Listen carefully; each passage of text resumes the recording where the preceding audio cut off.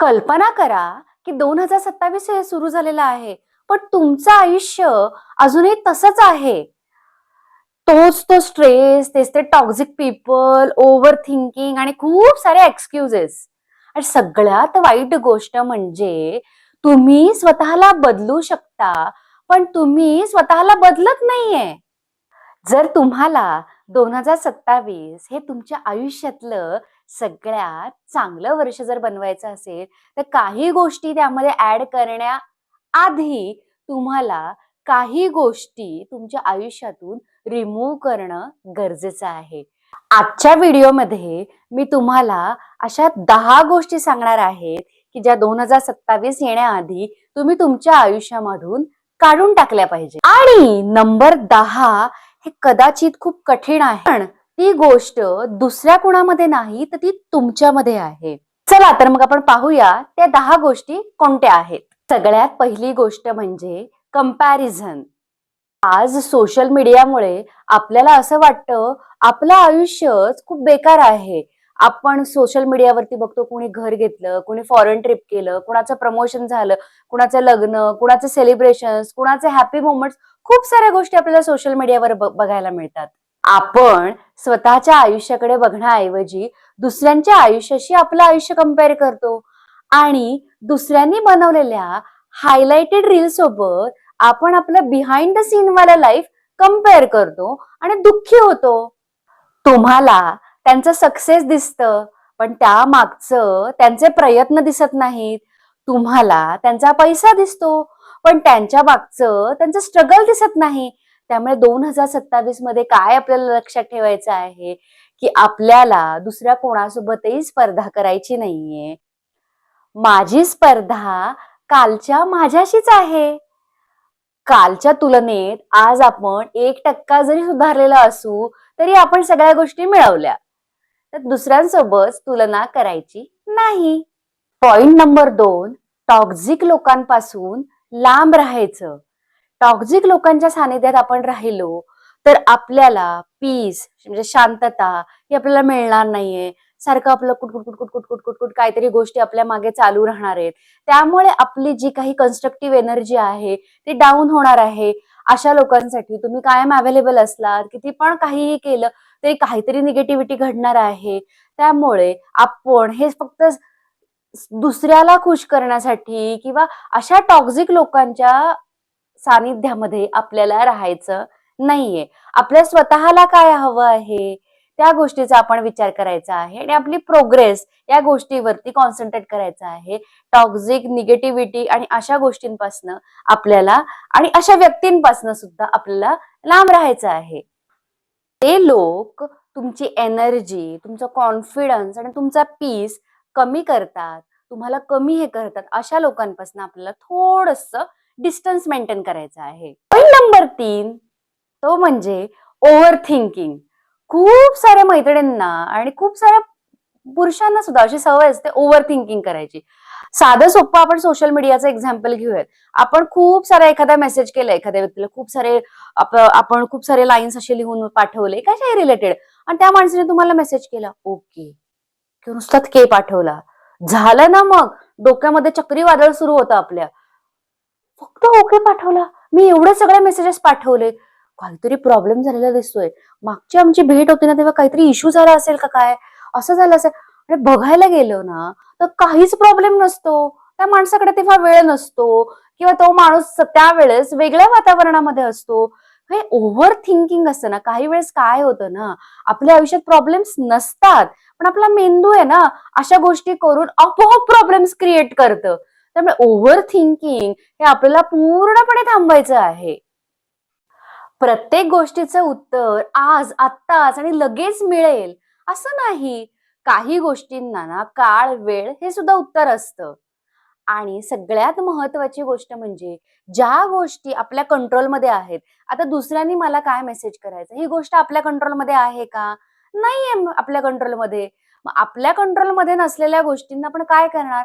पण एखादी गोष्ट आपण सगळ्यात पहिल्यांदा विचारून बघायची, माझ्या कंट्रोलमध्ये आहे का एखादी गोष्ट? ओव्हर थिंकिंग करण्याआधी आपण विचार करायचा.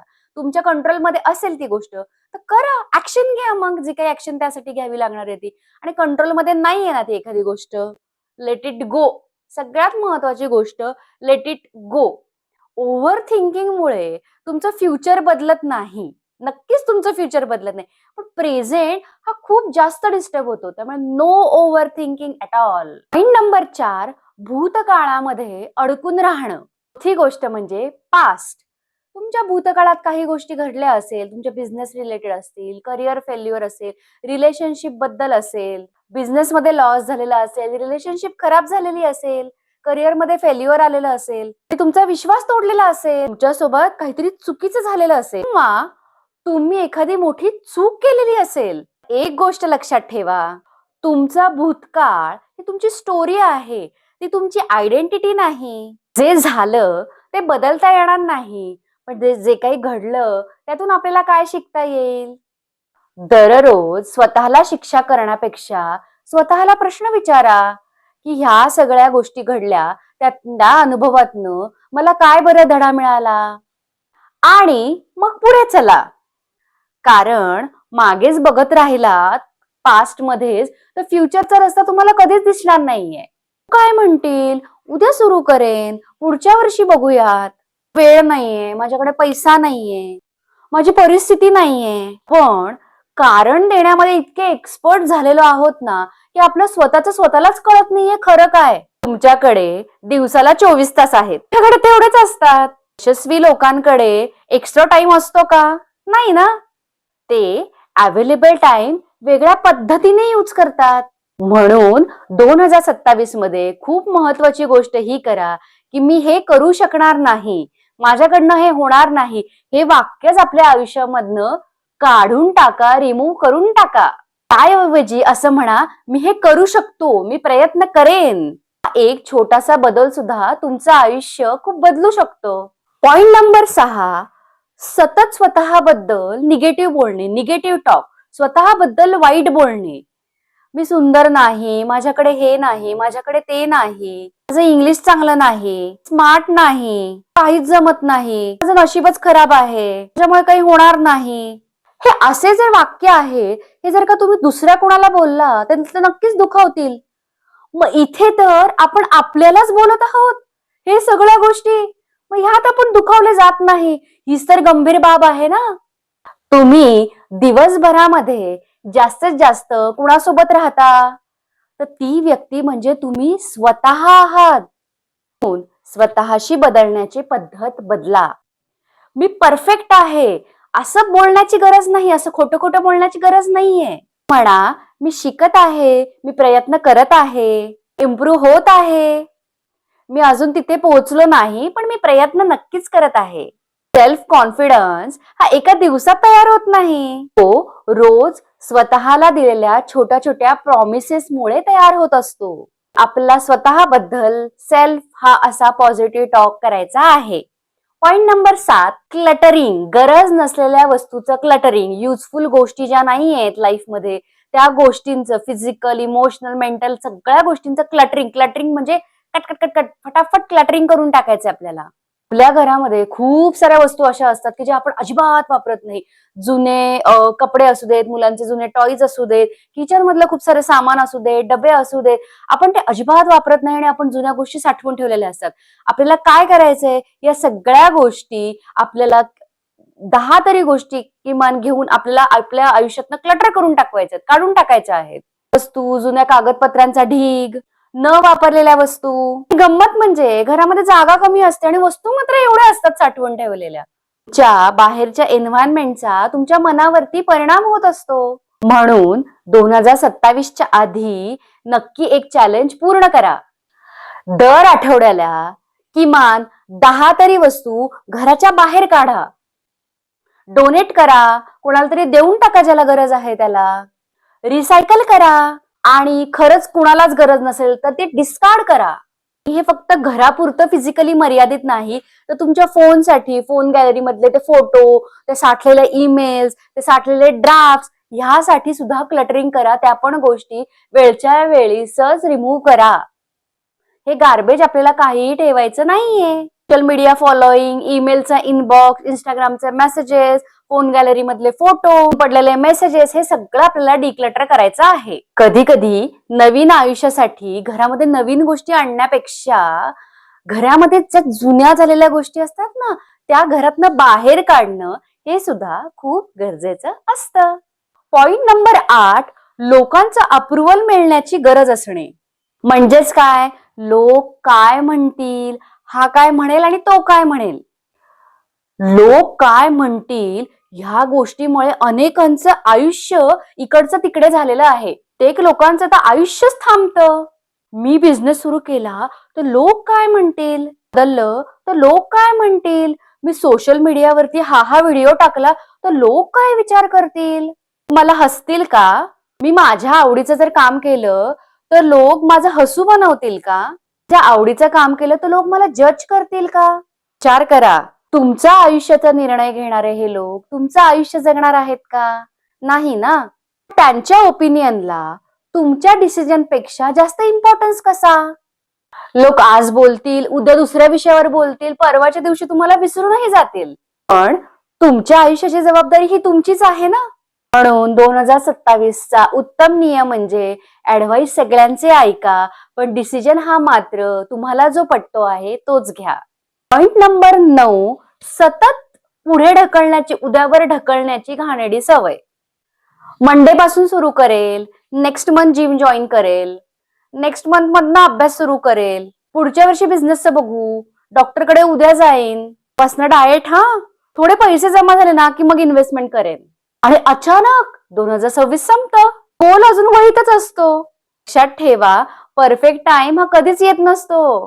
तुमच्याकडे आज जे काही आहे ना त्यापासून सुरुवात करा. जिमला जाणं शक्य नसेल तर 20 ते 30 मिनिटं वॉक तर नक्कीच करू शकतो आपण.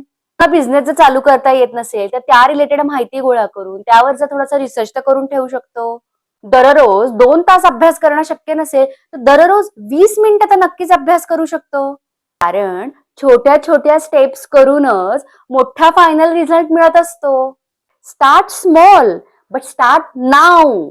2027 सुरू झाल्यानंतर मी हे का बरं चालू केलं नाही असा रिग्रेट नको. बरोबर आहे की नाही. तुम्हाला म्हणता आलं पाहिजे, हो मी ही गोष्ट सुरू केली.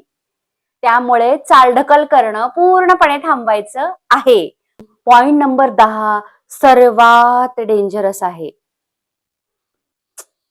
खूप डेंजरस. स्वतःला कमी समजणं. स्वतःबद्दल काय विचार करता त्यावर तुमचे डिसिजन्स ठरतात. तुम्हाला जर वाटत असेल माझ्याकडून ही गोष्ट होऊ शकत नाही तर तुम्ही प्रयत्न करण्याआधीच हार मानलीत हो. जर तुम्ही म्हटलं मला अजून येत नाही पण नक्की शिकण्याचा मी प्रयत्न करेन, पॉसिबिलिटी, संधी निर्माण होते. तुमचं वय कितीही असो किंवा परिस्थिती कशीही असो, कितीही वेळा फेल झालेला असाल तरीही तुमची स्टोरी अजून संपलेली नाही. कदाचित तुम्हाला सुरुवात करायला उशीर झालेला आहे, पण उशिरा सुरुवात करणं आणि कधीच सुरुवात न करणं यात फरक आहे.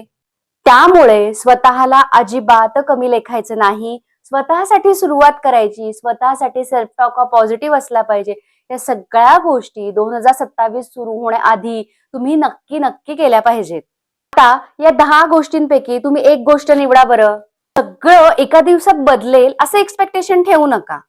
आज स्वतःला विचारा, माझ्यामधली अशी कुठली गोष्ट आहे की जी 2027 येण्याच्या आधी मला सोडून द्यायची आहे. ते टॉक्सिक रिलेशनशिप असू शकतं, ओव्हर थिंकिंग असू शकतं, स्ट्रेस असू शकतो, किंवा बिझनेस एखादा स्टार्ट करायचा असू शकतो, असू शकतं, एक्सक्युजेस असू शकतात, निगेटिव्ह सेल्फ टॉक असू शकतं, किंवा स्वतःला कमी समजण्यासारखी एखादी घोर चूक असू शकते. एक गोष्ट निवडा आणि आजपासून कामाला लागा, कामाला सुरुवात करा. 2027 तुमचं आयुष्य बदलणार नाही, तुमचे डिसिजन 2027 मध्ये तुमचं आयुष्य बदलतील. नवीन वर्षाची वाट पाहू नका, नवीन कॅलेंडर बदलण्याची वाट पाहू नका. तुम्ही बदलायला सुरुवात केली ना की तुमचं नवीन वर्ष आजपासूनच सुरू होईल. आणि जर या 10 गोष्टींपैकी एक जरी गोष्ट तुम्हाला स्वतःमध्ये जाणवली असेल तर कमेंट बॉक्समध्ये I am ready to do असं नक्की लिहा आणि मला सांगा 1 ते 10 पैकी कुठली गोष्ट सगळ्यात आधी तुम्ही निवडणार आहात आणि त्याच्यावरती तयारीला लागणार आहात. आणि स्वतःला स्वतःच्या आयुष्यातनं ती गोष्ट रिमूव्ह करणार आहात. हा व्हिडिओ तुमच्या मित्रमैत्रिणींना, आईला, फ्रेंड्सला नक्की शेअर करा. बऱ्याच लोकांना आयुष्यामध्ये मोटिवेशनची नक्कीच गरज असते. त्यांना नक्कीच मदत होईल. एक योग्य व्हिडिओ योग्य वेळी दिसण्याची गरज असते. भेटूया आपण नवीन व्हिडिओ सोबत. तोपर्यंत स्वतःची काळजी घ्या आणि स्वतःला बदलायला नक्कीच सुरुवात करा आणि स्वतःला कमी लेखू नका. Be happy, keep smiling and stay tune with me. Bye.